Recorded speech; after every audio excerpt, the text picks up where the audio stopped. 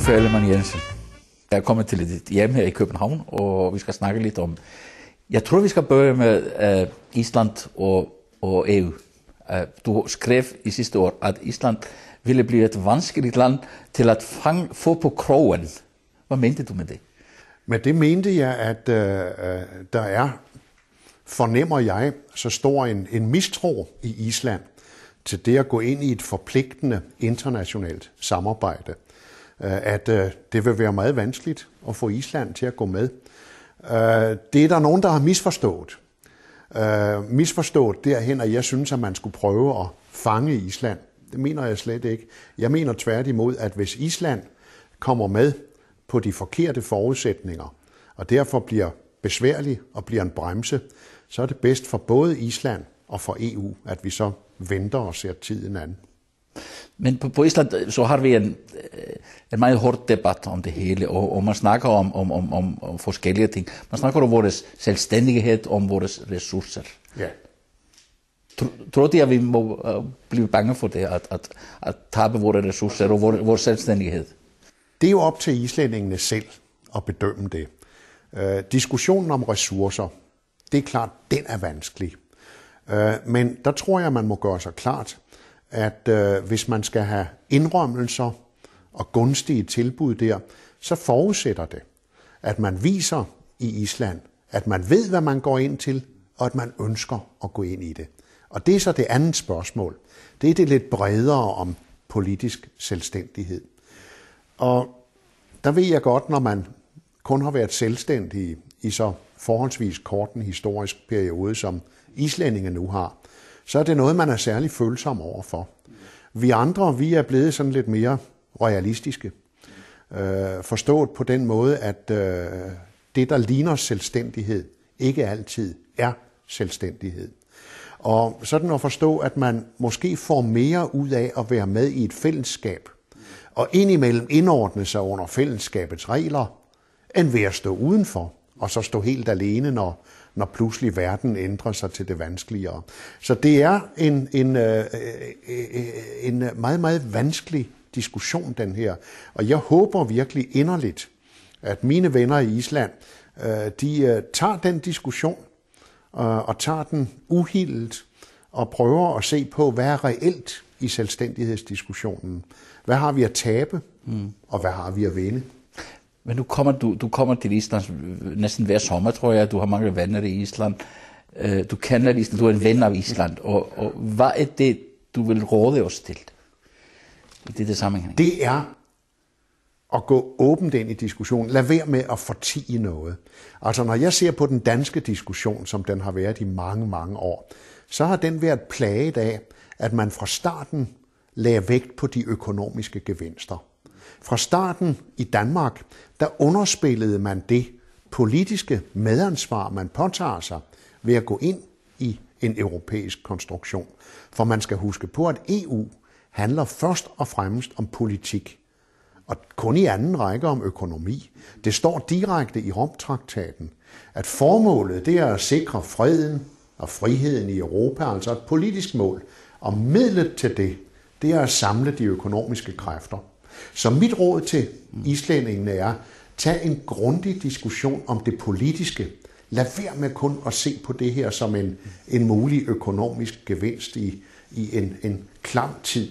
Ja, men nu har vi den økonomiske krise, og vi har ISAVE, og det er forskellige ting, som gør det hele meget, meget mere kompliceret. Ja, det er klart. Det er klart, altså nu skal jeg ikke blande mig i ISAVE-diskussionen, bare sige, at det nu engang følger med at være et ordentligt demokrati, og nogle af os er jo stadig repræsentative demokratier, men der hører det jo med, at samfundet påtager sig ansvaret for, hvad man har skabt af problemer over for omverdenen. Så det islændingene foretager sig i den sag, det er jo noget, som vil blive studeret meget, meget nøje af de andre i EU. Ja, du snakker om vores præsident, ikke når du snakker om repræsentativ demokrati. Det ligger mig meget fjernt at blande mig i den islandske politiske diskussion, men jeg studerer med interesse de tektoniske skift, der sker der. Det er jo sådan en slags politisk ejerfjatlerjökull, man oplever en gang imellem. Men det skal jeg ikke blande mig i. Det må I selv mundre jer med. Men hvordan synes du, at Island har klaret sig ud af den store krise, som rammede os meget? Altså bortset fra, at en del islændinge har nogle, synes jeg, lidt skæve opfattelser af, at man bare skal skubbe problemerne over på omverdenen, og lidt overdrevne forestillinger om, hvor stor den gæld egentlig er, som man skal dække, så synes jeg egentlig, at Island klarer sig meget godt ud af det. Og jeg er overbevist om, at i løbet af nogle år, så vil der igen være vækst og fremgang i Island. Og det er jo fordi, jeg grundlæggende beundrer meget af den drivkraft, der er i islændinge. Hvordan i alverden skulle man ellers have fået et velstående, sundt demokrati bygget op med alle de geografiske og klimatiske problemer, man møder. Så jeg er fuld af tillid til, at det skal I nok klare, hvis bare I en gang imellem prøver at se virkeligheden lidt mere i øjnene. Ja, men debatten, den er meget barsk, den er meget hård på Island i øjeblikket, den er meget sådan... Det kan jeg godt forstå, fordi Island har jo fået et chok. Ja. Island har jo fået et chok, som få andre lande, altså et sted, der sådan nærmer sig, det er jo Irland. Og hvor du også kan se, at den politiske diskussion i Irland, nu hvor boet skal gøres op efter det, man troede var ved at vokse ind i himlen, og så pludselig ramlede det ned, jamen så kommer der en hård debat. Og der tror jeg, at det bedste, man kan gøre i omverdenen, det er at lade være at blande sig i den.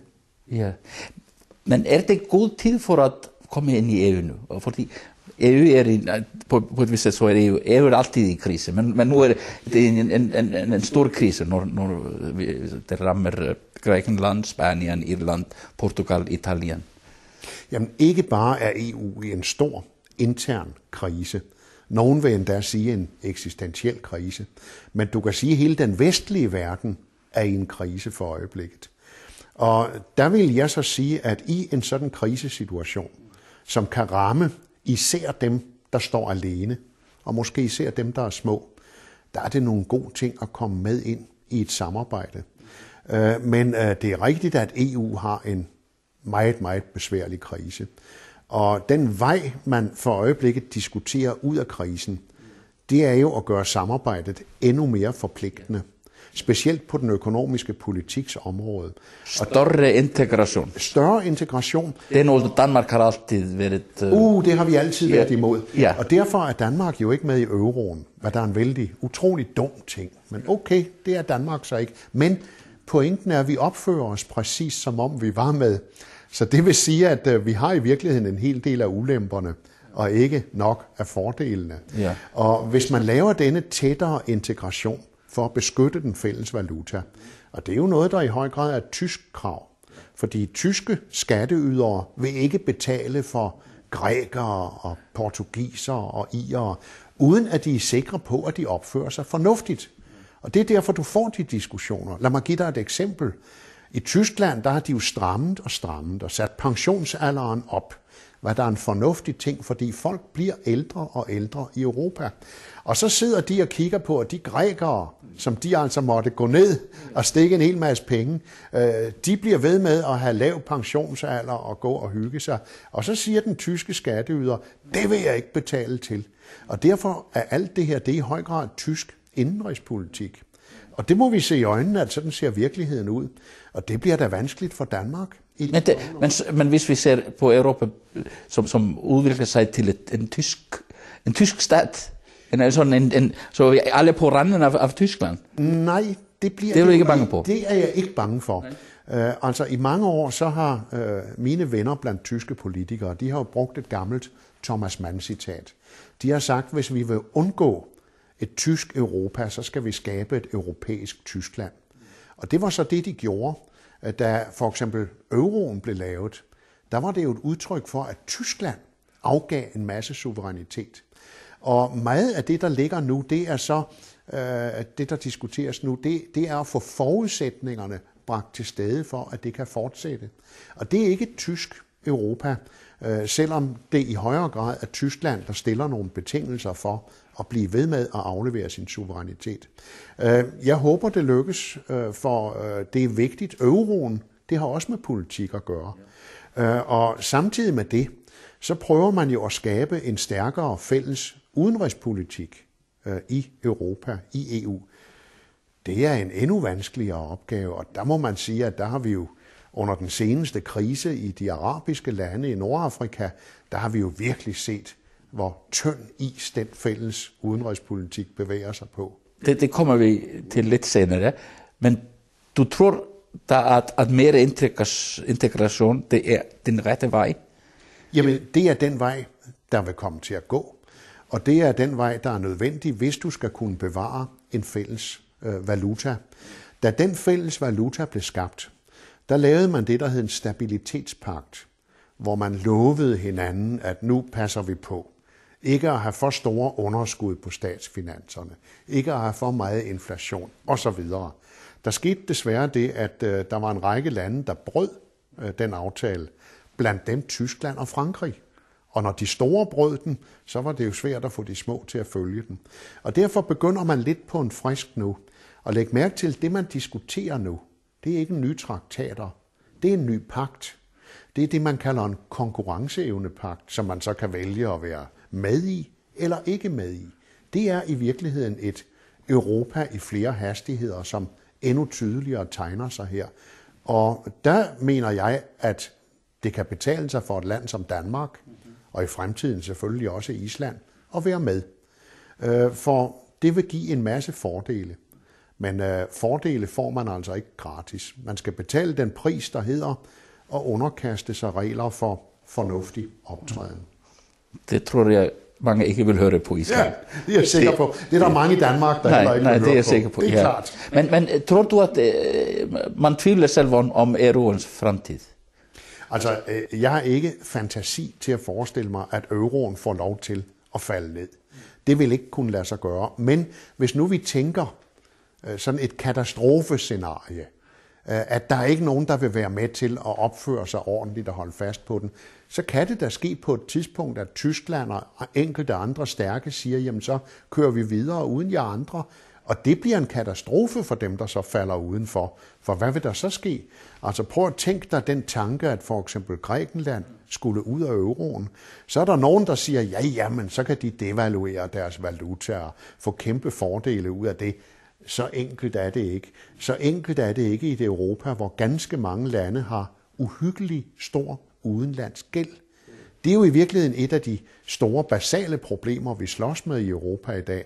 Det er, at en række lande har en uhyggeligt stor ekstern gæld.